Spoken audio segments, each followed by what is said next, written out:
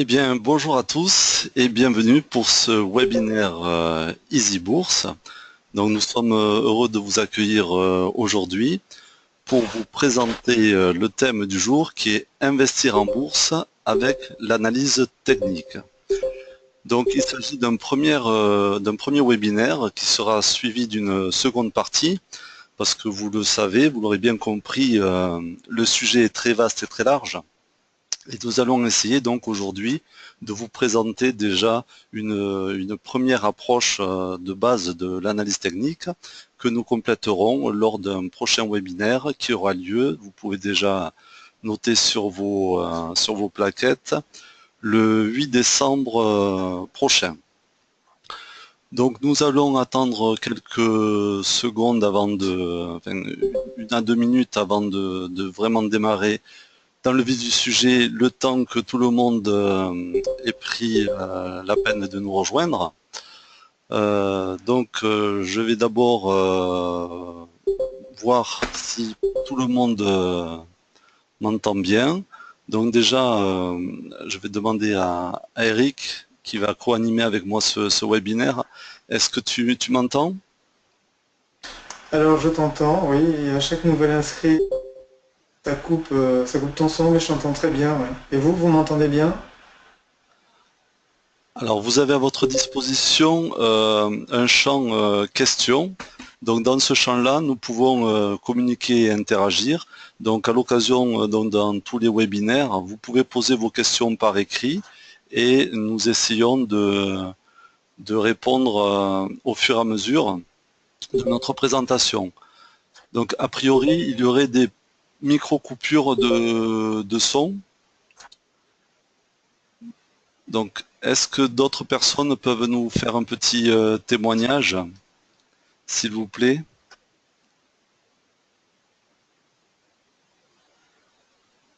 Alors, est-ce que le son est OK? Merci de de vos retours.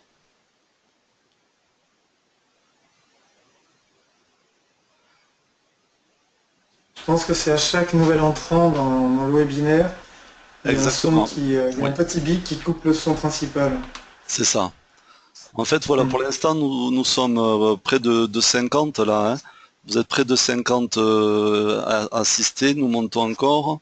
Donc, si vous voulez, à chaque fois qu'il y a quelqu'un qui rentre sur la plateforme, eh bien, il y a une coupure de son. Voilà qui explique les micro-coupures. Donc, on va attendre encore 1 ou 2 minutes puisque l'effectif monte petit à petit. Il est 13h03 et on va débuter d'ici 1 minute ou 2. Donc peut-être on va se présenter, on va profiter de ce temps-là pour se présenter. Donc moi je m'appelle Patrick Socazo, je suis trader pour compte propre depuis 2014 et j'ai une expérience de 15 ans dans la formation professionnelle et donc j'ai développé cette passion pour le trading et puis ça m'a amené donc à créer une activité de formation et de coaching dédiée auprès des particuliers. Donc moi je suis spécialisé sur le marché action et je travaille essentiellement avec un indicateur technique que j'ai déjà présenté lors d'un webinaire en juillet dernier sur l'indicateur Ishimoku Kinkoyo. Et je travaille depuis quelques mois donc en étroite collaboration avec Eric Pitou, que je laisse le soin de se présenter maintenant. Merci Patrick, bonjour à tous. Donc Eric, je suis un peu produit de la banque, banque de marché. Donc j'ai travaillé sur les devises, sur l'interbancaire, sur les actions. Euh, dans ce moment-là, donc à une certaine époque, j'étais ce qu'on appelle un investisseur fondamental sur les actions. Et depuis 2006, je suis trader en compte propre. J'ai développé donc tout sur cette nouvelle approche des marchés. Euh, depuis quelques temps, donc formateur, notamment grâce à la rencontre de Patrick, avec qui nous travaillons maintenant pour développer des, euh, des offres communes. Donc voilà pour résumer mon parcours. Très bien, merci Eric. Donc je vois que l'effectif monte au fur et à mesure. Donc bienvenue aux nouveaux arrivants. Merci beaucoup. Donc nous allons maintenant rentrer dans le vif du sujet. Donc aujourd'hui, ce webinaire est consacré à l'analyse technique. Donc comme je le disais en préambule, il y aura deux parties. Aujourd'hui, nous allons aborder certains aspects qu'Eric va vous présenter dans quelques instants. Et donc, ça sera suivi par un deuxième webinaire le 8 décembre prochain. Donc vous pouvez d'ores et déjà réserver cette date, toujours pareil, sur notre créneau favori de 13h 14h, où nous vous présenterons la deuxième partie.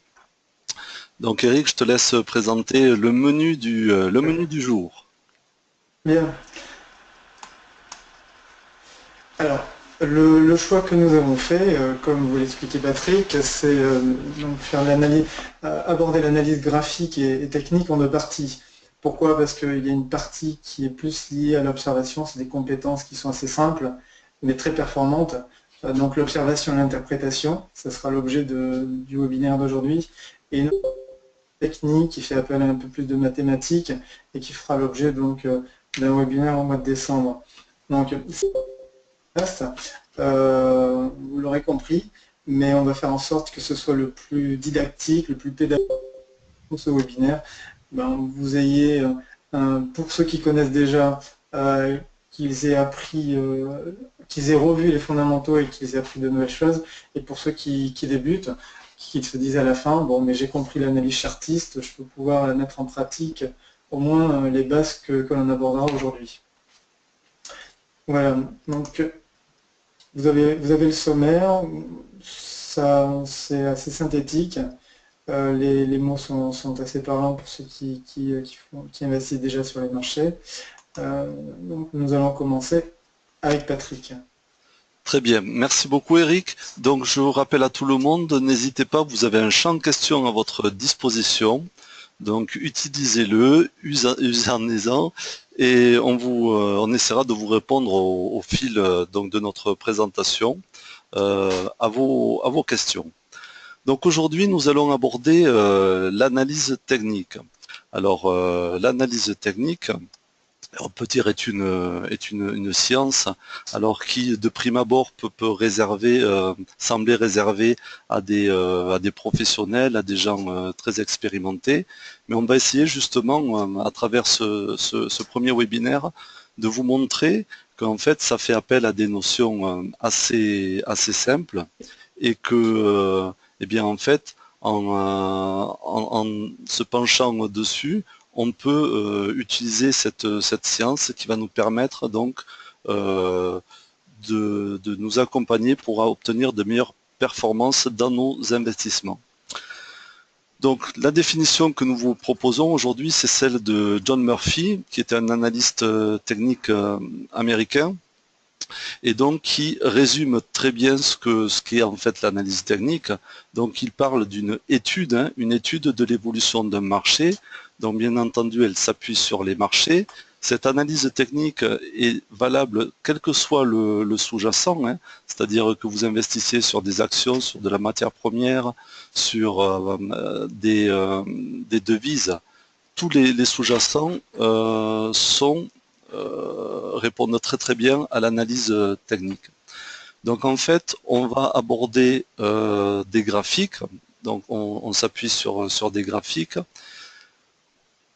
et on va essayer, par rapport à ces graphiques, donc d'anticiper et de prévoir les futures tendances. Alors ce qui est important également dans cette définition, c'est le terme de tendance que nous allons développer dans ce webinaire. Donc en fait, l'objectif de l'analyse technique, c'est d'abord de vous repérer, de pouvoir vous repérer sur un graphique par rapport à un actif et de mettre en évidence donc les biais psychologiques et les comportements des investisseurs. Parce qu'on va voir que à l'observation de ces graphiques, on va pouvoir faire de nombreuses déductions qui ne seront que des probabilités. Donc on dit toujours en analyse technique, en fait, on va augmenter notre taux de réussite, hein, mais ce n'est en aucun cas un Graal, ce n'est pas une science exacte. Donc, ça va être un outil qui va nous permettre d'aider l'investisseur à quoi? Bien, à entrer, déjà sélectionner sa valeur, reconnaître une tendance, savoir quel va être le meilleur moment pour rentrer en position, quel va être le meilleur moment pour sortir de position. Donc, j'ai l'habitude de dire qu'en fait, l'analyse technique est un peu le GPS du trader. Donc la thèse qui est défendue dans l'analyse technique, c'est que toute l'information que l'on peut avoir, donc va vous présenter ensuite l'analyse fondamentale, Eric, c'est que toute cette information, en fait, elle est disponible à l'instant T dans les cours de bourse. Hein. Donc la lecture et l'interprétation des graphiques va nous permettre de révéler en fait quoi? Mais la psychologie dominante des opérateurs. Est-ce que les opérateurs ont un appétit pour le titre, donc ils vont se ruer, on va dire, à l'achat pour acheter, ou alors inversement, est-ce qu'il y a une défiance par rapport au titre et il va y avoir des opérations de vente qui vont être plus importantes que celles d'achat? Donc, en se formant à l'analyse technique, qu'est-ce qui va se passer? Donc, on va augmenter nos probabilités de réussite parce qu'on va s'appuyer sur ce qu'on appelle des signaux, on va vous les présenter par la suite, que l'on repère sur nos graphiques. Hein. On verra que sur nos graphiques, on va avoir un certain nombre d'informations, et notamment ce qu'on verra aussi la prochaine fois dans le prochain webinaire, c'est tout ce qui concerne les indicateurs. Donc l'origine de cette analyse technique, en fait, elle nous vient du Japon, comme beaucoup de choses aussi en bourse, qui, en fait, c'est un monsieur qui s'appelait Munehisa Oma et qui s'est intéressé à l'analyse des cours du riz. Hein. Donc ça se passe au XVIIIe siècle, hein, donc c'est pas d'aujourd'hui. Et il s'est appuyé donc sur ce qu'on appelle les bougies japonaises que nous verrons très prochainement. Et en Occident, en fait, donc on a attendu quelques années, c'est Charles Do, qui était un journaliste financier, qui va reprendre les travaux de Munehisa Oma et qui va être l'initiateur de l'analyse technique en Occident. Et donc, lui part du principe que les marchés vont anticiper en fait les nouvelles économiques, hein, à savoir donc l'analyse fondamentale, et que ces marchés vont dessiner des tendances qui vont représenter des indicateurs avancés en fait de l'état de santé de l'économie. Donc, on a pour habitude de dire que l'économie, enfin la bourse anticipe l'économie à 6 mois. Hein. Donc, il faut bien savoir que l'analyse technique n'est pas une science exacte. Hein. Elle va vous permettre d'augmenter vos probabilités de réussite parce qu'on va s'appuyer sur des figures, sur des mouvements que l'on a déjà retrouvés dans les cours de bourse. Donc, pour la mettre en perspective par rapport à l'analyse fondamentale, je vais passer donc maintenant la main à Eric, qui va vous expliquer qu'est-ce qu'elle apporte ou quels sont les petits inconvénients par rapport à l'analyse fondamentale. Alors, l'analyse fondamentale, si on écoute juste ce que dit Jess Livermore à ce sujet, donc il est assez explicite. Hein, on ne doit pas tenir compte de trop d'informations parce qu'on s'encombre l'esprit. Mieux vaut se positionner sur une tendance et la suivre. C'est un peu au résumé ce que vous avez à l'écran. Après, moi, je ne suis pas très partisan de mettre en opposition l'analyse fondamentale et l'analyse technique. Je pense que ce sont deux outils complémentaires qui peuvent être travaillés de façon isolée. Hein. On peut être très analyse technique et faire abstraction du fondamental, ou être un fondamental et faire abstraction de l'analyse technique, mais c'est peut-être travailler qu'avec un bras alors qu'on en a deux et on est peut-être plus efficace avec deux bras. Mais si on veut rester rationnel et technique, donc partons, je dirais, de- de- de- du départ, hein, le prix, comment se construit un prix. Là, vous l'avez à l'écran, il y a un carnet d'ordre et un prix. C'est le carnet d'ordre de l'accord qui date d'hier. Le prix va être finalement la confrontation de l'offre et de la demande. Jusque-là, tout va bien. Qui se cache derrière les acheteurs et les vendeurs? Alors, une multitude je dirais, d'intervenants, hein, que ce soit des investisseurs institutionnels, privilégiés, d'investisseurs particuliers comme vous et moi, avec des objectifs, des horizons de temps différents. Mais la réalité, déjà, restons rationnels, la réalité, c'est que derrière ces acheteurs et ces vendeurs, la majorité sont des fondamentaux. Tout simplement parce que dans le système financier est dominé par les partisans de l'approche fondamentale. Un chiffre simple, la gestion d'actifs, la gestion sous mandat ou gestion de fonds, les gérants, comme on dit, qui, eux basent toute leur approche sur l'efficience de marché ou la diversification, eux représentent dans le monde 76 milliards d'actifs sous gestion, 76 000 milliards. Donc on est vraiment sur un rouleau compresseur, il domine le système financier. Donc eux ont une approche fondamentale, qu'elle soit top-down ou bottom-up. Alors top-down, pour rappeler, top-down, c'est le gérant va regarder la macroéconomie d'une manière générale et progressivement redescendre dans le secteur d'activité et ensuite sélectionner les entreprises, alors que le gérant bottom-up va plutôt regarder, analyser le bilan, le compte de résultat d'une société, savoir si l'entreprise a un carnet de commandes, si elle est financièrement saine, si l'évolution des ventes est conforme aux prévisions. Et il va comparer donc un ensemble d'entreprises appartenant au même secteur. Et en fonction de ça, il va apprécier si une entreprise est sur ou sous-cotée. Donc la théorie est bien belle, mais comme on dit, le diable se cache souvent dans les détails. Et c'est un peu plus complexe que ça. Parce que dans l'analyse fondamentale, vous l'avez compris, il y a la macroéconomie. Donc si on reste au niveau des pays, bon, le monde, c'est, je crois, un peu plus de 190 pays, donc ça fait beaucoup de pays analysés. Si on reste sur les pays du G20, c'est 85% de la population mondiale et 90% du PIB. Donc déjà, on réduit le spectre. Mais si on regarde les indicateurs macroéconomiques, si on prend la Banque mondiale, elle affiche déjà 2800 indicateurs macroéconomiques. Vous voyez que l'exercice devient un petit peu complexe et qu'avec tous ces paramètres, c'est difficile d'avoir des anticipations stricto sensus fondamentales pertinentes.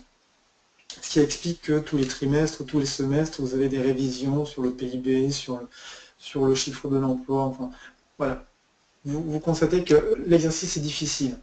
Si on reste juste sur les valeurs, vous qui êtes investisseur sur les valeurs, comment sélectionner la bonne valeur? Le secteur d'activité, les indicateurs macroéconomiques en fonction qu'il y ait une croissance ou pas, mais ça devient compliqué parce que rien qu'en France, il y a 352 sociétés cotées. Enfin, c'est le dernier, c'est un chiffre qui est ancien, mais grosso modo, on est dans cet ordre d'idées. Vous avez beaucoup de sociétés cotées à analyser, à screener, comme on dit, sachant que vous allez analyser les différents facteurs de risque, les différents facteurs de création de valeur. Et là, il y a aussi encore beaucoup de paramètres. Donc, l'approche fondamentale est nécessaire, certes, mais même si c'est une science, elle reste quand même extrêmement complexe et pas si exacte que ça. D'autre part, je vous ai mis une petite photo comme ça où on distingue à la fois les traders qui vont être très techniques et de l'autre côté les fondamentaux. Donc Christine Lagarde, directrice du FMI, et Yves Mersch, gouverneur de la Banque Centrale Européenne. Tout simplement parce qu'on est dans un contexte très particulier depuis 2008. Il y a eu énormément de liquidités injectées dans les marchés. Je pense que certains ont pu le constater. Maintenant, quand de bons indicateurs macroéconomiques tombent, bizarrement, les indices baissent, alors qu'à une époque, ils avaient tendance à monter. Donc, on s'aperçoit que la macroéconomique a tendance un petit peu à avoir des règles un peu différentes. Ce qui explique que quand les quantitative easing, ces injections de liquidités ont été injectées dans le système, Christine Lagarde, en 2013, avait dit qu'on rentrait en terre inconnue. Parce qu'en théorie économique, ça ne s'est jamais vu, ces fameux quantitative easing. Ce qui explique que Yves Mersch, donc ce ne sont pas de simples personnes, ce sont des des sommités dans leur domaine, hein, qui est l'économie et l'économie mondiale, expliquait que nous pourrions bien être entrés dans un monde où les relations macroéconomiques que nous connaissons juste depuis un certain nombre de décennies ne fonctionnent plus avec la même régularité qu'avant, et qu'une refonte des théories économiques pourrait être nécessaire. Donc voilà, les fondamentaux, c'est une base solide, saine, mais elle n'est pas infaillible. Alors, à mon sens, c'est pour ça que je dis que ce sont deux outils nécessaires, l'approche technique et l'approche fondamentale, parce que l'approche technique, comme disait Patrick, va analyser le prix, et dans le prix, en général, enfin, toute l'information est déjà dans le prix. Dans le prix, et si on doit se mettre des deux côtés de la balance, si on est simple trader avec une approche très technique, il est évident que si on a sélectionné une valeur, par exemple, on va prendre Total, on va peut-être pas prendre une position sur Total si on sait que 2 heures après, il y a le chiffre des réserves et stock de pétrole aux États-Unis. Parce qu'il est évident que ce genre d'indicateur économique va impacter le cours de bourse de Total. De la même manière, le prix du pétrole, si les membres de l'OPEP affichent une quantité de production déterminée, va affecter le prix du pétrole, ça va forcément affecter le prix, le cours de bourse d'Air France, qui est fortement lié au cours du pétrole. Donc le trader technique aura besoin de garder dans son radar les indicateurs macroéconomiques. Et à l'opposé, le fondamentaliste, celui qui sélectionne les valeurs, va évidemment détecter les valeurs qui lui paraissent intéressantes du point de vue de l'activité, du point de vue du business, du potentiel de business. Il est évident qu'ensuite il va regarder le cours de bourse. Dans quel cycle boursier se situe-t-il? Est-ce qu'il est à des niveaux plutôt élevés ou est-ce qu'il est dans une phase baissière? Et donc le gérant, le fondamentaliste, va peut-être attendre, si le cours est dans une phase baissière, qu'on ait atteint un plus bas pour rentrer sur cette valeur. Mais ce qui me paraît le plus intéressant dans l'approche technique, c'est un peu ce que disait Charles Dos et que reprendra Patrick par la suite, c'est que tout se joue au niveau de l'information. Et l'information est inégale. Je pense qu'on le sait tous. Il y a des investisseurs privilégiés qui ont un accès particulier à l'information que nous n'avons pas. Et tout l'intérêt de l'analyse graphique, c'est de pouvoir détecter les comportements, la psychologie des investisseurs, qu'ils soient privilégiés, institutionnels ou simples particuliers, et d'anticiper comment ils agissent sur une valeur, sur un indice, sur une devise. Et en ça, donc, Charles Dos parlait de phase d'accumulation, lorsque des investisseurs privilégiés rentrent sur une valeur, suivi ensuite par les investisseurs institutionnels, et quand l'information est diffusée dans le grand public, on rentre dans une phase de distribution. Bon, je laisse la main à Patrick pour rentrer plus en détail sur l'analyse de Charles. Ok, juste avant, on avait juste une petite question, peut-être, Eric, peut-être pour résumer, une petite synthèse. On nous demande quelle est la définition pour toi, par exemple, de l'analyse fondamentale. Si tu pouvais la résumer en 2 phrases, tu dirais quoi? Oui, bien sûr, l'analyse fondamentale, elle va se baser sur différentes hypothèses. Donc, je disais tout à l'heure, mais très rapidement, l'efficience des marchés, c'est-à-dire les marchés sont efficients.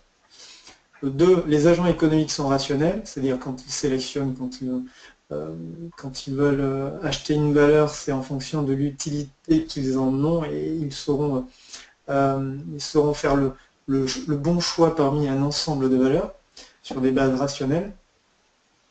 La troisième hypothèse, alors quelle était-elle déjà? L'efficience des marchés, rationalité des marchés, et une information pure et parfaite, donc un accès égal à l'information par l'ensemble des acteurs. Bon, autant vous dire que ces trois hypothèses sont déjà largement mises à l'épreuve depuis un certain nombre d'années. Très bien, merci beaucoup, Eric. Donc, nous allons voir ce fameux Charles Dos maintenant. Nous allons aborder Monsieur Charles Dos, donc, que je vous présentais tout à l'heure dans la définition de l'analyse technique.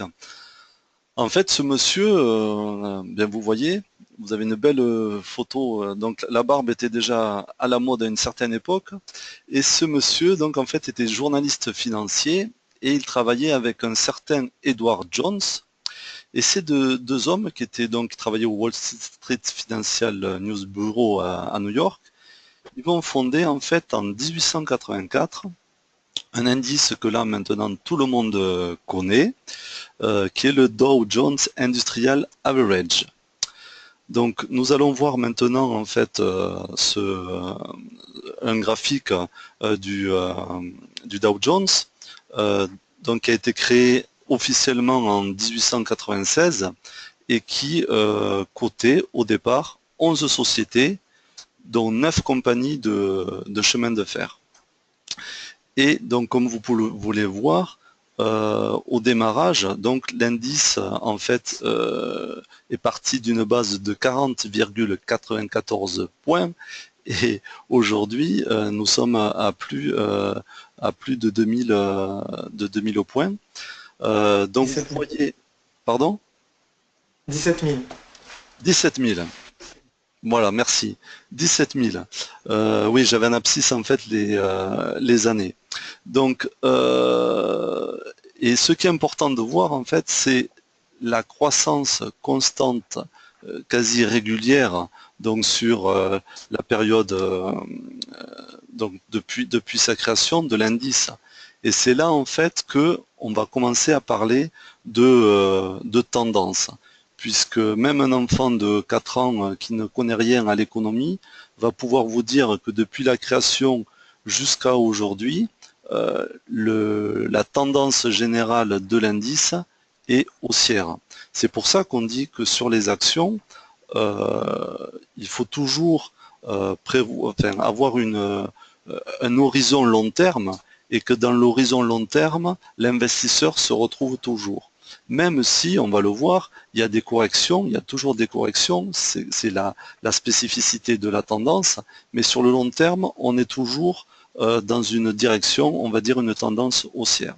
Donc maintenant, on va voir là justement comment se constitue une tendance et comment Charles Dow va être le premier en fait à définir les grands principes de tendance qui va relever sur l'évolution donc des prix. Alors à l'écran là vous avez les deux types de tendances qui existent, hein, puisqu'on a une tendance soit elle est haussière, soit elle est baissière. Et je vous rappelle que lorsque nous sommes sans tendance, on parle de latéralisation du marché ou de range. Donc nous, ce qui nous intéresse aujourd'hui, c'est de voir la tendance parce que c'est dans ces marchés-là que l'investisseur a le plus de probabilité de faire des profits.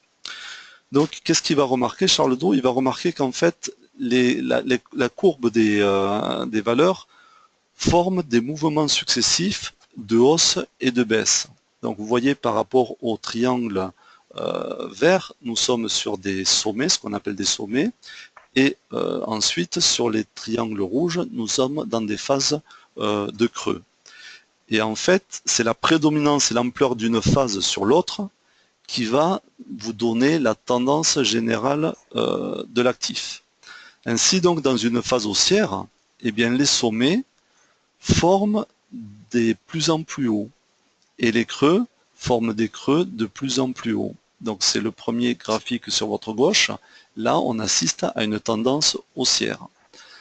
À l'inverse, dans une tendance baissière, eh bien, les creux vont faire des creux de plus en plus bas et les sommets des sommets de plus en plus bas. Donc, vous voyez, c'est assez simple à l'observation graphique sans avoir de notion particulière fondamentale pour identifier la tendance générale d'un titre. Donc, en plus, Charles Dow, il va intégrer une dimension supplémentaire, c'est qu'il va remarquer qu'à l'intérieur d'une tendance, ce qu'on appelle la tendance primaire ou la tendance générale, en fait, on va avoir des sous-tendances. Et notamment, on va avoir une tendance secondaire, qui sont là, vous voyez, les phases de retracement. Quand on passe d'une phase, par exemple, sur le premier graphique, du premier sommet au premier creux, on appelle ça un retracement. Et ça va être une tendance secondaire. C'est-à-dire que si on prend l'actif dans sa tendance générale, on assiste bien à une hausse, mais cette hausse, à des moments, va être contrebalancée par des tendances secondaires. Et si vous observez à l'intérieur de cette tendance secondaire ou de ces sous-tendances, on a également ces fluctuations qui se répètent. Hein.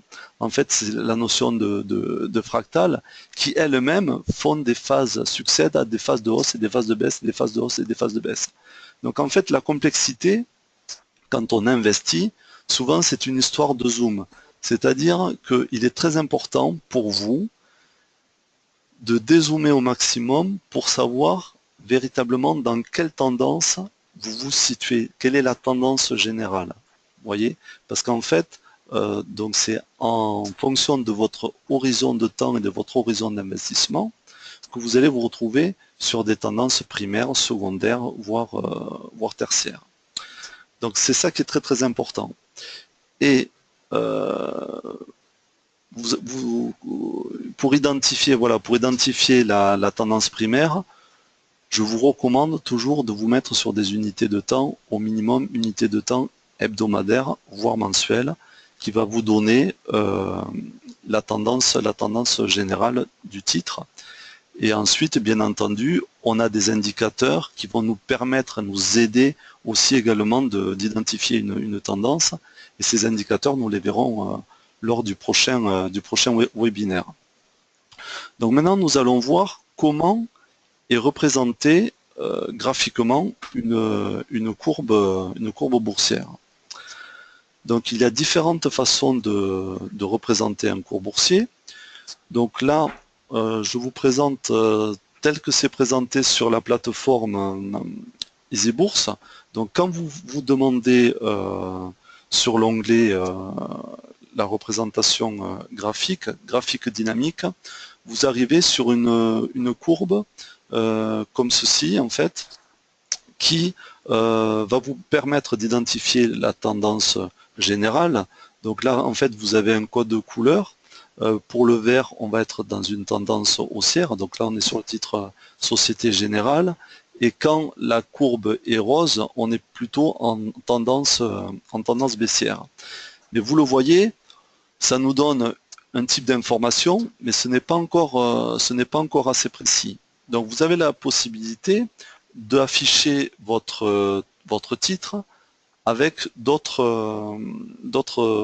représentations, et notamment vous avez une deuxième représentation qui est possible, celle qui était avant l'introduction des chandeliers japonais la plus représentée, c'est celle qu'on appelle en bar charts.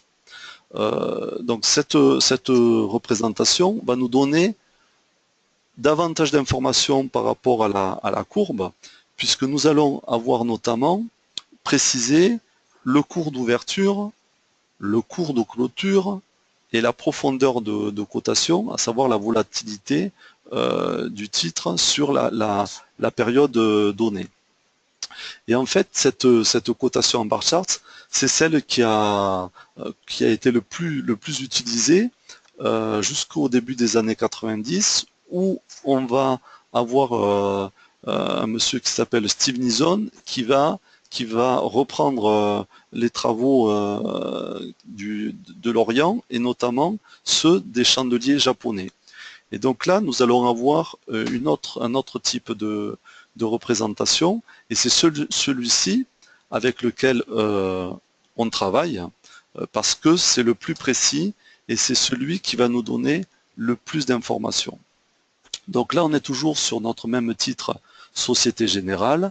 Donc toujours dans l'onglet de droite en haut, vous avez cet onglet indicateur, et c'est là que vous allez pouvoir sélectionner les chandeliers japonais pour avoir votre représentation en chandelier. Donc en fait, on dit chandelier, on appelle ça aussi les bougies, on appelle ça aussi en anglais les candlesticks. Donc toujours, donc elles viennent du Japon. 17e siècle, je vous rappelle, c'était pour la cotation du riz. Et donc c'est Steve Nison donc, qui a publié un ouvrage qui a été qui a fait référence dans le début des années 90, qui est toujours disponible. Donc, qui a repris les travaux des traders japonais pour le familiariser en Occident. Et alors en fait, on va voir pourquoi les bougies japonaises sont les plus performantes et quel type d'informations elles vont nous apporter en plus par rapport aux autres représentations graphiques. Donc, nous allons voir en fait que ces chandeliers japonais, donc elles représentent la cotation d'un actif sur une unité de temps donnée, donc qui peut aller du tick, comme on dit, donc de l'impulsion jusqu'à l'année. Donc chaque chandelier représente une unité de temps, et durant cette période, chaque chandelier va nous apporter des informations. Donc là, comme vous pouvez le voir à l'écran, nous avons deux chandeliers, donc un chandelier vert et un chandelier rouge. Donc en fait, quel type d'informations nous donnent ces chandeliers? Donc le chandelier vert, on appelle ça en japonais le marubozu. Donc vous voyez, c'est un courant en fait qui est acheteur. Nous avons un cours d'ouverture qui est à la base et le chandelier, toutes les cotations vont augmenter, le prix va augmenter et à la fin de l'unité de temps, nous aurons en haut le cours de clôture. Donc là, on sait que le courant est acheteur et à l'opposé, le morubozu, donc lui, le cours d'ouverture, vous voyez, est au sommet, la première cotation est au sommet et ensuite, c'est allé, vous voyez, le sens vendeur, ça a descendu jusqu'au cours du clôture. Donc déjà, par l'observation d'un chandelier, on va avoir plusieurs types d'informations, donc notamment le cours d'ouverture, le cours de clôture. Nous aurons le point haut de cotation. Donc ce point haut, il est donné par ces mèches, on appelle cela des mèches, ces barres noires, ce sont les mèches, donc ce sont les extrêmes de cotation. La mèche haute, c'est le plus haut, et en bas, c'est le plus bas. Donc on va avoir la volatilité des prix de l'actif, donc c'est la taille du corps. Le corps, c'est la partie centrale de la bougie, on appelle cela le corps, et on va connaître le rapport de force en fait qui s'est créé entre les acheteurs et les vendeurs. Lorsqu'on a une bougie verte, on sait d'ores et déjà que le rapport de force acheteur a été en faveur des acheteurs. Et quand la bougie est rouge, on va se dire que le rapport de force, ça a été la victoire des vendeurs sur les acheteurs. Et on va voir également donc l'intensité de cette pression, hein, la pression haussière ou la pression baissière. Plus le corps est important, plus la pression est grande. Donc, on va voir maintenant les différents types de chandeliers qu'il convient de repérer, parce qu'on a plusieurs types de chandeliers. Donc, sachez qu'il y a une multitude de chandeliers, mais là, ici, on a essayé de vous représenter ceux qui est important de repérer parce qu'ils peuvent donner lieu à des retournements ou des affaiblissements de tendance. Donc, les premiers que je vous présente sont le marteau et le pendu. D'accord? Donc, ce sont des chandeliers qui conviennent de repérer, surtout lorsqu'ils surviennent en fin de tendance et notamment sur des unités de temps longues. Il faut savoir que plus vous vous trouvez sur des unités de temps longues, et plus la signification ou le signal du chandelier est fiable. D'accord? Donc là, qu'est-ce que nous avons? Nous avons en fait, pour un marteau et pour le pendu, nous avons des corps qui sont étroits et nous avons des longues mèches qui sont à la base du chandelier. Donc ça veut dire qu'à un moment donné, il y a une pression baissière qui s'est mis en place, mais les acheteurs, que ça soit, c'est pour ça qu'il n'est pas très important que le marteau soit rouge ou vert, mais c'est plutôt la forme du chandelier, on a eu une pression acheteuse qui est venue ramener les cours, les cours vers le cours d'ouverture, le cours de clôture qui se rapproche du cours d'ouverture. Donc ça veut dire qu'en fait, il y a eu une unanimité pour dire que le prix atteint était un prix très intéressant et donc les acheteurs se sont positionnés. Donc souvent, on le verra ensuite dans un graphique, comment il est important de repérer ces chandeliers et quel type d'informations ils peuvent nous apporter. Donc nous allons voir maintenant sur la diapo suivante, en fait, l'inverse du marteau et du pendu. Donc c'est la figure qui est totalement opposée, avec une longue mèche en fait au sommet et des corps à la base qui sont étroits, donc qui peuvent être également rouges ou verts, ça n'a pas d'importance. Et donc ces chandeliers-là, on les appelle des étoiles filantes ou marteaux inversés. Donc là, c'est pareil. Si on les observe sur des unités de temps longues, que ce soit mensuelles, hebdomadaires, ils vont avoir une signification très très forte, mais on va les retrouver, bien entendu, sur toutes les unités de temps. Donc nous allons maintenant regarder dans la diapo suivante, en fait, on va aborder le titre Société Générale. Avant, oui, il y a le doji, pardon. Donc, le doji, c'est la troisième type de chandelier qu'il convient d'observer. Donc, vous remarquez ici, nous n'avons pas de corps. Le cours d'achat vient rejoindre, le cours d'ouverture vient rejoindre le cours de clôture. Donc là, ça exprime une incertitude entre les opérateurs, entre les acheteurs et les vendeurs. Donc il n'y a pas de direction qui va se dégager. Et souvent, pareil, ça donne un signe d'essoufflement ou de retournement de tendance. Donc maintenant, nous allons aborder, donc comme je le disais, sur la diapo suivante, donc qui est la Société Générale. Vous allez observer qu'il y a des points. Donc là, nous sommes sur un graphique journalier, mais on va observer qu'il y a des chandeliers voilà, qui donnent un certain nombre d'informations. Donc, par exemple, le Marubozu, c'est le premier chandelier sur votre gauche, chandelier vert. Donc ça veut dire que là, il y a une grosse poussée à l'achat. Donc on a un gros chandelier vert. Et en fait, ce chandelier vert, donc il est arrivé la veille, en fait, la veille du Brexit.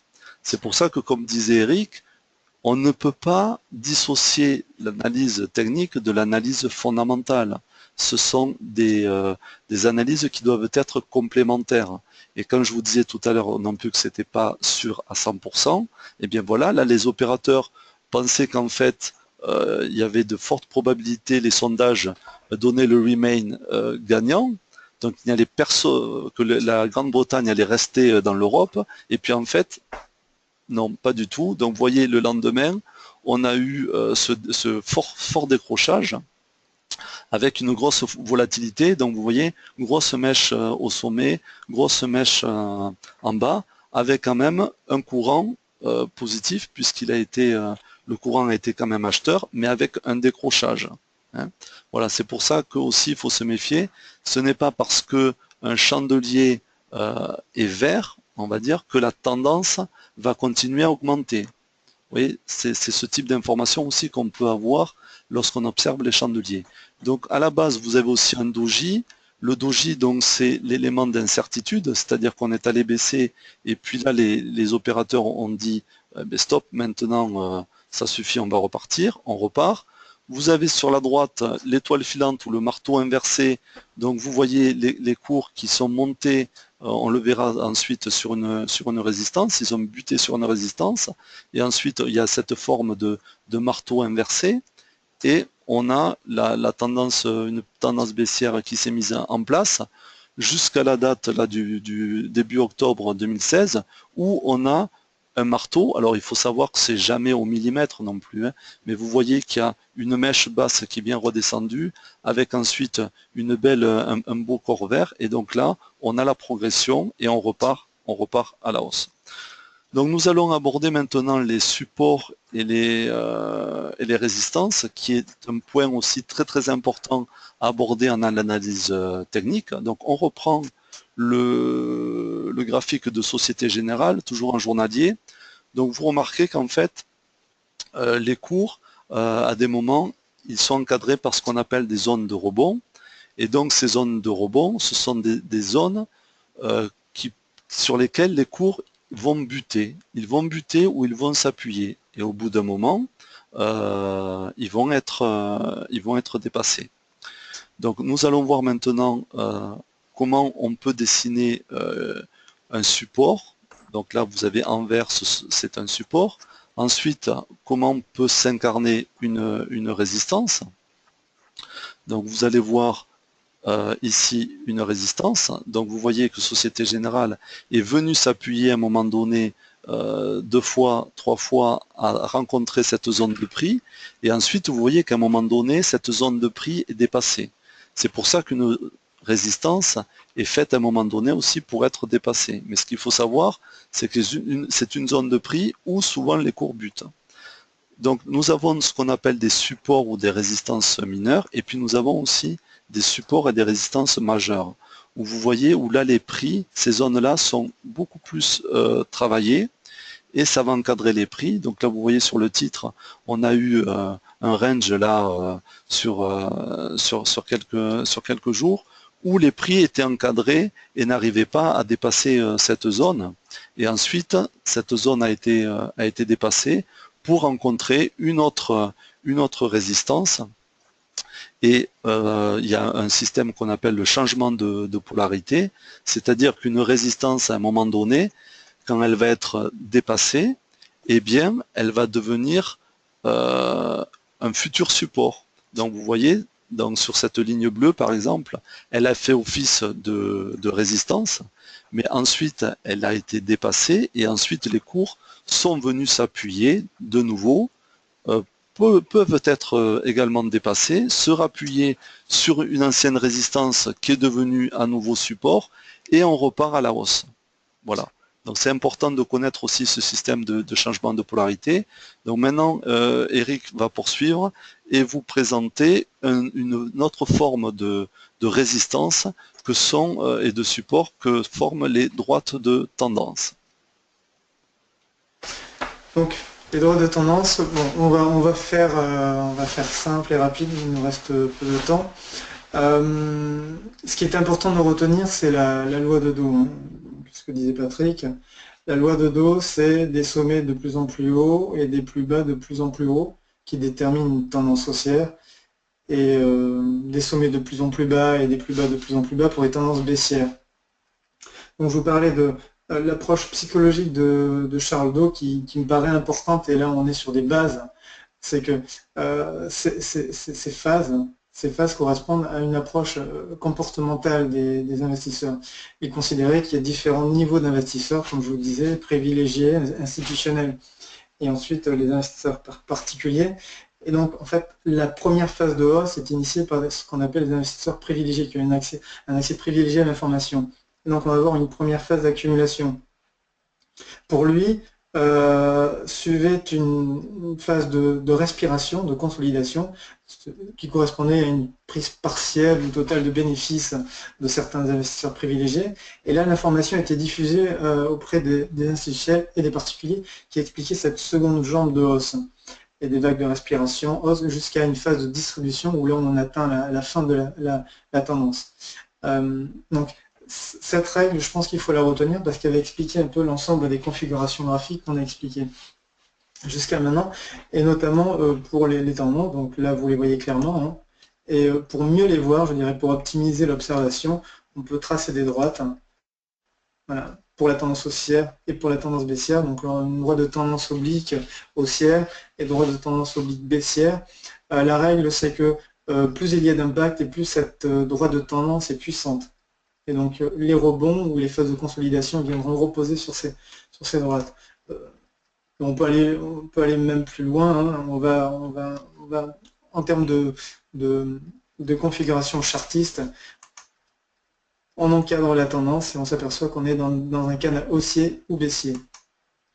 Alors comment ça se matérialise sur un cours hein, que vous regardez tous les jours? Là, c'est le cours de Danone en unité journalière. On est sur une période assez courte, hein, depuis août à aujourd'hui, enfin à hier plutôt. Donc la tendance haussière, la tendance baissière est clairement distincte. Seulement là, j'aimerais mettre le doigt sur une erreur qui est le risque de représentation graphique, parce que si on croit que sur ce graphique Danone, si on conclut que Danone est en tendance baissière sur ce graphique, si on prend un peu plus de recul, on s'aperçoit que Danone, depuis 2009, est en phase haussière. Voilà. Donc le risque de représentation graphique est quelque chose qu'il faut garder à l'esprit et donc toujours prendre du recul sur les valeurs que l'on a sélectionnées pour voir réellement quelle est la tendance de fond. Donc,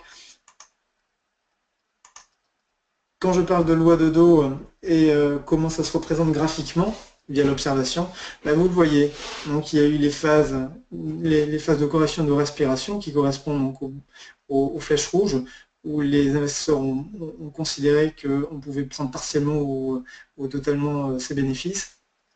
Et les phases donc d'accumulation, donc là on entre sur la valeur, on rentre à l'achat sur la valeur, soit on renforce des positions déjà existantes qui correspondent aux flèches bleues. Alors, pour juger d'une tendance, il y a différentes façons de juger la tendance. Donc il y a d'une part l'angle de la pente. Alors là, il faut faire attention au zoom que l'on a sur son graphique, parce qu'on s'aperçoit que sur la même valeur, on a eu des tendances identiques, seulement en fonction du zoom que l'on a sur son outil, hein, sa plateforme de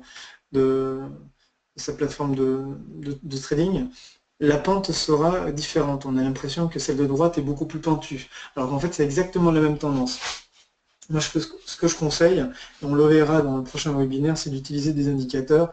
Alors, il y en a différents hein, pour analyser l'intensité d'une tendance, donc la fameuse pente.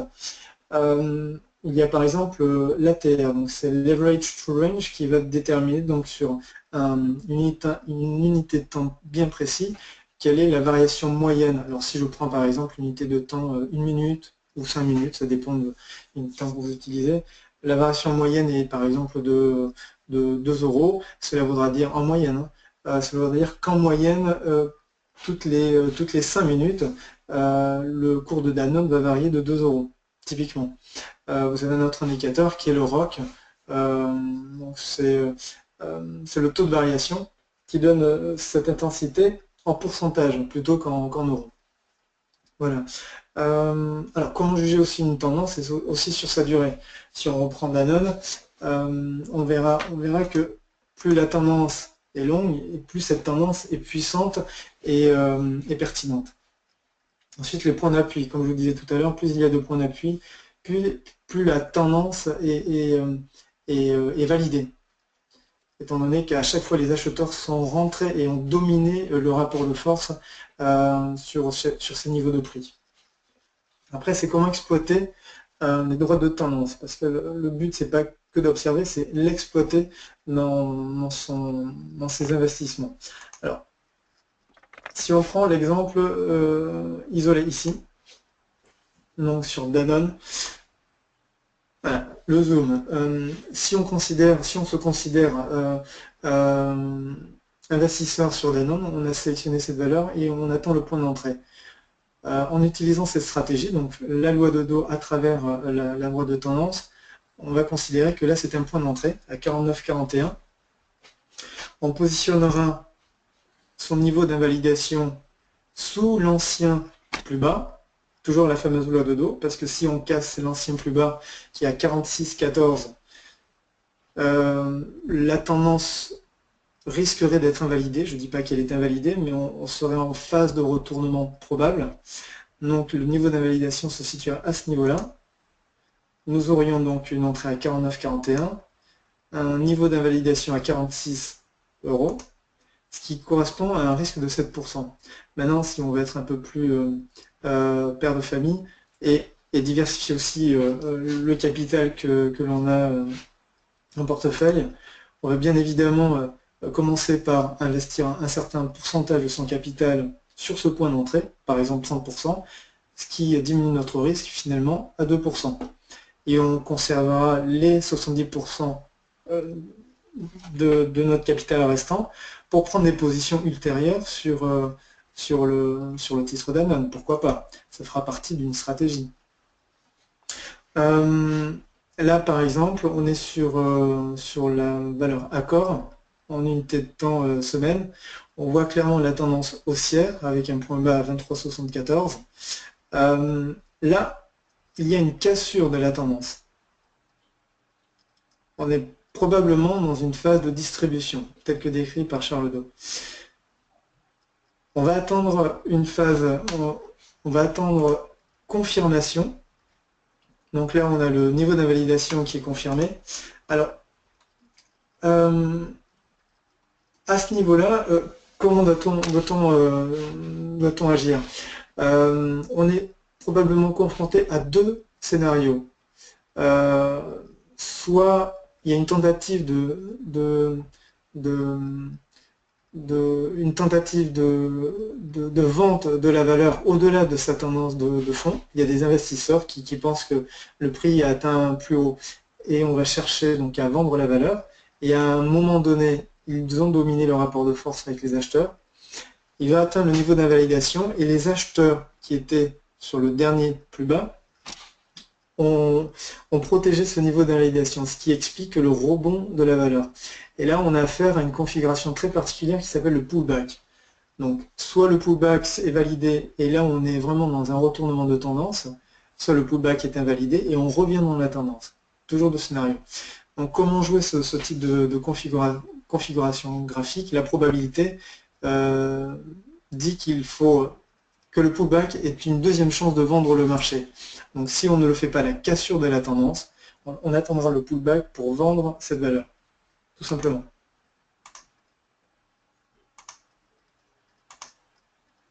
Un autre exemple de pullback, là sur Orange, l'unité jour, et donc nous étions en septembre dernier, il y a une cassure de la tendance, on a le fameux pullback, on est d'abord allé toucher le niveau d'invalidation avant de faire le pullback sur la droite de tendance et ensuite repartir à la hausse. Donc voilà, des règles simples, les fameuses règles de Charles Dow, la fameuse règle des hauts de plus en plus hauts et des bas de plus en plus hauts pour les tendances haussières, des bas de plus en plus bas et des hauts de plus en plus bas pour les tendances baissières, une interprétation du comportement psychologique à travers ce type de configuration. Et ces bases nous permettent d'aborder ce qu'on appelle les configurations graphiques, ou patterns, ou figures chartistes, qui finalement ne sont que la continuité de ce type de réflexion.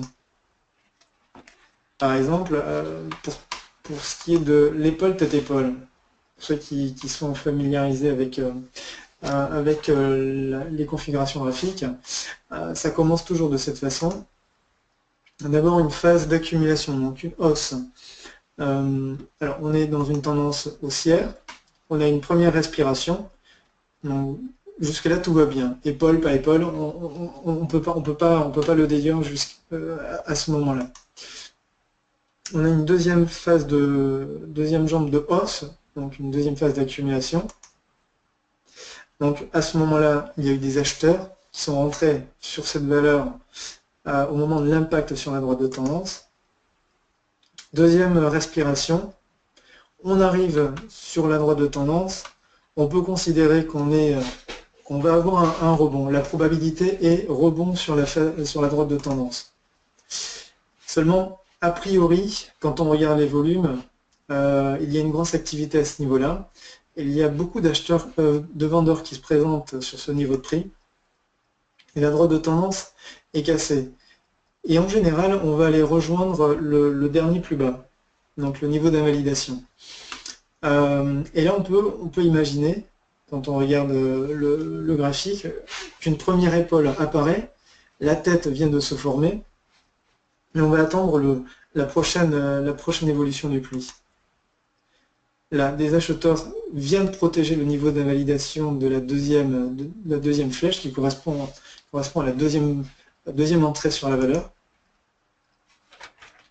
Ils protègent ce niveau d'invalidation, mais malheureusement, les vendeurs viennent aussi protéger leur niveau d'invalidation et ils sont beaucoup plus puissants à ce niveau de prix. et on s'aperçoit que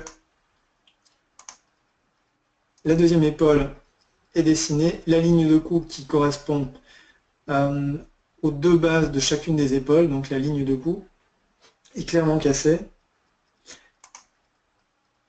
On peut avoir éventuellement un pullback, mais au pullback, généralement, on a de très gros volumes vendeurs. Et ce qui suit, donc, c'est le retournement clair de tendance. Et l'objectif à atteindre est en général la hauteur de la tête, que je viens de reporter, à partir de la ligne de coup. Même chose pour l'épaule tête-épaule inversée. Et en général, les statistiques, ces observations sur une dizaine d'années, indiquent que l'épaule tête-épaule, quand elle apparaît, la sortie, alors quand c'est une épaule tête-épaule classique, la sortie à la baisse apparaît à 93% des cas. L'objectif est atteint à 63% des cas. Il y a dans 45% des situations un pullback.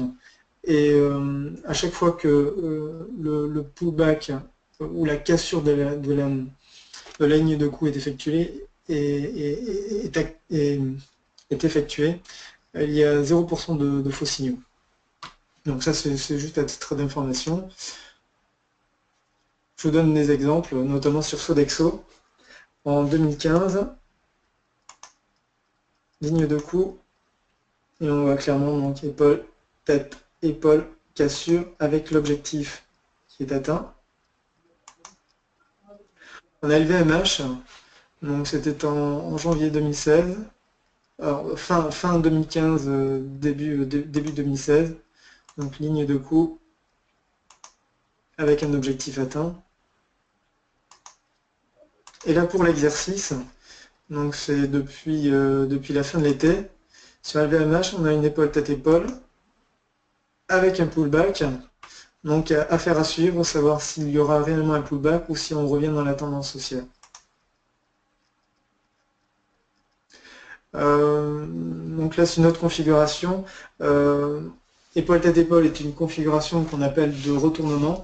Là je voulais vous présenter une configuration de continuation et qui nous ramène toujours à la fameuse loi de dos. Donc l'aspiration, mais là on repart sur une jambe de hausse. Et ça correspond davantage à ce que disait Patrick sur la fameuse loi de dos. On peut avoir une phase de baisse, mais en faisant un zoom arrière, on est clairement dans une tendance haussière. Voilà pour l'objectif de ce drapeau. Donc là, c'est l'exemple sur la France KLM. On a une succession de drapeaux dans une tendance baissière. Et à chaque fois, si vous reportez le mât qui précède chaque drapeau, vous le reportez donc sur la sortie du drapeau et vous avez vos objectifs correspondants. Alors on met à votre disposition un document qui résume l'ensemble des configurations graphiques, si vous le souhaitez, avec les probabilités, des statistiques qui permettent déjà d'anticiper et de prendre des positions en fonction de statistiques, des données rationnelles. Est-ce qu'on a le temps d'aborder les moyennes mobiles?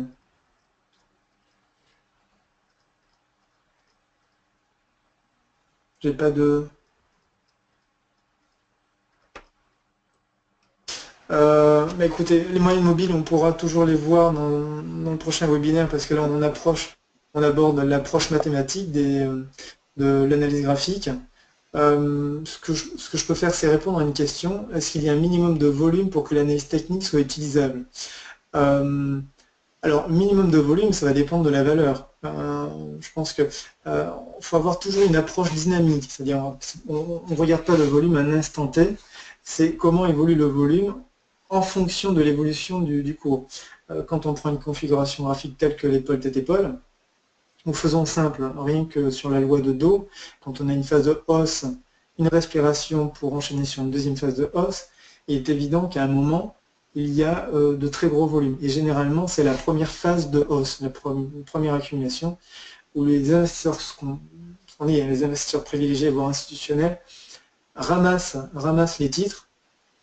Donc il y a généralement de gros volumes et une grosse volatilité. Donc la volatilité va se matérialiser par une intensité, une pente de la tendance très importante. Après, il y aura une phase de respiration, et une deuxième onde de hausse qui aura des volumes moins importants, parce que l'information sera diffusée. Il y aura un consensus sur la valeur qui fera que les volumes seront diffus dans le temps, même s'il y a une domination des acheteurs sur la valeur, et la volatilité sera moins importante, parce que consensus. Est-ce que j'ai répondu à votre question? Ben oui, très très bien, Eric. Merci beaucoup. Donc, nous allons maintenant conclure, puisque nous nous excusons d'avoir un peu dépassé le temps, mais c'est vrai que le sujet, vous voyez, est très riche et que nous avons décidé déjà de le partager en deux parce qu'il y a beaucoup de choses à aborder, mais on a essayé de vous apporter les éléments essentiels pour vous permettre d'approfondir. Et bien entendu, nous sommes là à votre disposition. Si vous voulez approfondir tel ou tel aspect de l'analyse technique, n'hésitez pas à nous contacter. Nous allons d'ailleurs vous laisser nos coordonnées. On nous a demandé est-ce qu'on pourra avoir les diapos du webinaire, bien entendu. Hein. Donc pour ce faire, vous avez plusieurs possibilités. Donc soit vous nous le demandez directement, ou vous pouvez adresser aussi à notre hôte Jean-Baptiste Barbier, où vous aurez également les coordonnées. Donc le directeur commercial d'EasyBourse et qui vous fera parvenir ce document. Donc la prochaine fois, nous reprendrons notre travail sur les moyennes mobiles. Donc ça sera une partie qui sera plus dédiée, on va dire, à l'investissement et au trading. Hein. Et donc d'ici là, écoutez, nous allons juste vous dire que dans le cadre de notre partenariat avec EasyBourse, eh bien, nous réservons bien sûr un accueil privilégié à tous les clients EasyBourse en leur faisant eh bien, une remise sur nos prestations de formation et de coaching de l'ordre de 10%. Et nous vous proposons également, si vous le souhaitez, une étude gratuite d'une de vos positions, hein, de façon totalement gratuite. Donc il suffit que vous nous l'adressiez. Donc nos coordonnées, vous avez plusieurs possibilités. Donc nous vous laissons nos coordonnées respectives, donc celles d'Eric et celles de Patrick, ainsi que nos sites internet respectifs. Donc n'hésitez pas à nous contacter. Vous avez la possibilité aussi ensuite, bien entendu, si vous avez des questions plus spécifiques à la plateforme EasyBourse, eh bien vous avez le service commercial d'EasyBourse qui est à votre disposition, donc soit par l'intermédiaire de Jean-Baptiste Barbier ou alors du... Oui, pardon. Ah, bonjour Jean-Baptiste. Écoute, je te laisse conclure. Voilà, donc effectivement, donc déjà merci beaucoup Patrick et Eric pour cette belle présentation. Donc tous les graphiques que vous avez vus étaient des graphiques qui étaient tirés du site easybourse.com, donc notamment des graphiques dynamiques. Donc les graphiques dynamiques se retrouvent sur le site et vous pouvez effectivement tracer vos droites de support, de résistance, retrouver les moyennes mobiles.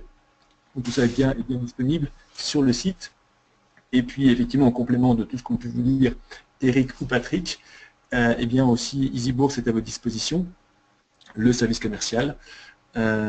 Si vous voulez vous renseigner sur le service EasyBourse, que peut vous proposer EasyBourse pour gérer votre compte, et également notre service client si vous êtes déjà client EasyBourse et que vous avez des questions particulières sur la fiscalité, sur ce qui a pu se passer sur votre compte, et puis moi-même reste à votre disposition pour tout besoin. Voilà, donc on reverra Patrick et Eric le 8 décembre et d'autres webinaires d'ici là auront lieu sur les trackers, sur les EPCVM et sur les varans. Écoutez, je me reste à vous remercier pour votre présence et à vous dire donc à très bientôt sur EasyBourse. Merci. Merci. Merci, au revoir.